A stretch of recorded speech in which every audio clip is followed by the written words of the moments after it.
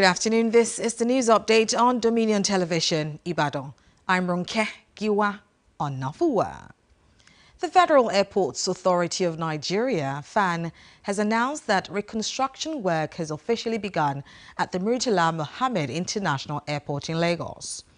In a travel advisory issued, FAN urged passengers to arrive at the airport well ahead of their departure time to avoid delays or missed flights due to disruptions caused by the ongoing renovations.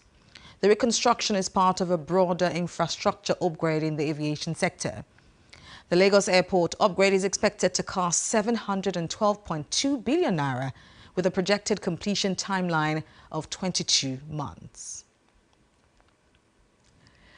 The Defense Headquarters has cautioned retired military personnel protesting at the Ministry of Finance, stressing that entitlements are based on the salary structure at the time of disengagement.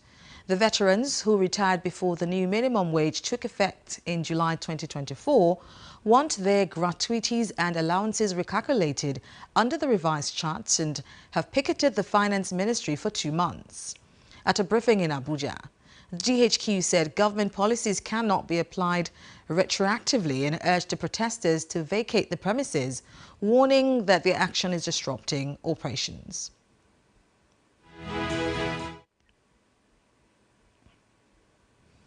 Policies have effective dates of implementation, and this case cannot be an exception.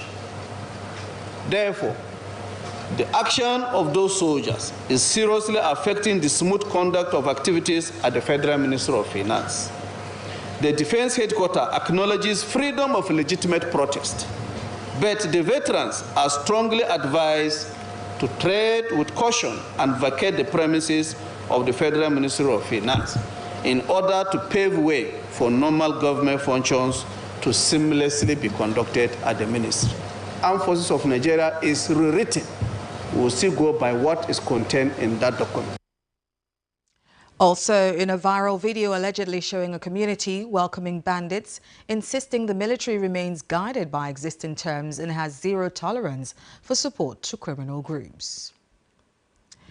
The Nigerian Bar Association has filed a federal high court suit challenging the Inspector General of Police's tinted glass permit policy, saying the directive is unlawful and infringes on fundamental rights.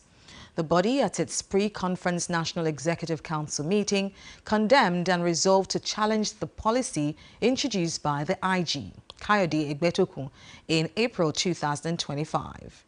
The NBA alleged that although enforcement of the policy has not started, there have been several reported cases of harassment and extortion of citizens by policemen in checkpoint duty on the basis of this same policy.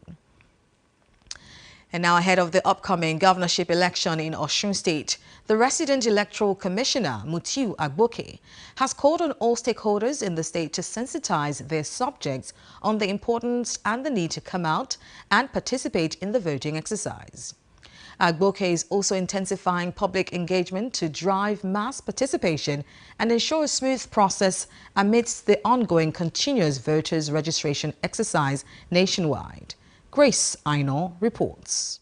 During his visits to the palace of Owa Obokun of Ijesha land, the resident electoral commissioner, Mutiu Agboke, emphasized the critical role of traditional institutions in mobilizing citizens for democratic participation. They promised to assist INEC to be able to make sure that a lot of people at the grassroots villages, they, understood our message. They understood it, and that was why you could see a large number of people turning out. The Owa Obokun and the paramount ruler of Ijesha land, Oba Adesuyi Astrop, called on officials of the Independent National Electoral Commission to work with conscience and in line with the Commission's guidelines to ensure free, fair, and credible elections in Osun State. I will look into how we can cooperate with you in terms of mobilization, much more so on registration. Mutiu Agboke commended the royal support and assured that INEC is fully prepared for the exercise, noting that the electoral timetable is already in motion. Aino Grace, Dominion News. And now onto the foreign scene. The Democratic Republic of Congo has declared a new outbreak of the deadly Ebola virus 3 years after its last one, saying there were now 28 suspected cases and 15 deaths. The health ministry said samples tested had confirmed the presence of the virus. It said the initial signal for the outbreak came when a 34-year-old pregnant woman was hospitalized in Kasai province with symptoms including high fever and vomiting. And the Russian President Vladimir Putin has announced that any Western troops deployed to Ukraine would be legitimate targets for Moscow to attack.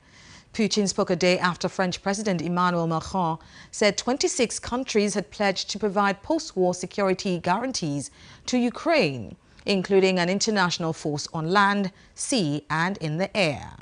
Putin urged that if any troops appear there, especially now during military operations, they would proceed from the fact that this would be legitimate targets for destruction.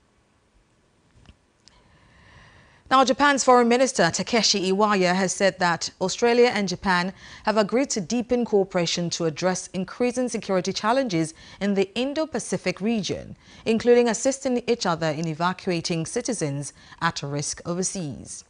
He announced this after a meeting in Tokyo that also included Japanese Defense Minister Gen Nakatani and their Australian counterparts Penny Wong and Richard Marries. Takeshi stated that the two countries agreed to further strengthen their collective deterrence capabilities and to activate discussions on potential contingencies that would affect the security of both countries and the region. And now talking sports.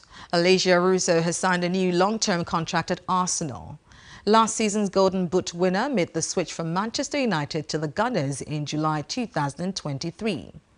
She has since scored 36 goals in 72 appearances, winning the League Cup in 2020 and the Champions League last season. You can follow us across our social media platforms on Facebook, Instagram, TikTok, YouTube and LinkedIn at Dominion Broadcast and on X at Dominion Cast. And that ends the news update on Dominion Television. Thank you for watching. I'm Ronke Giwa Onafuwa.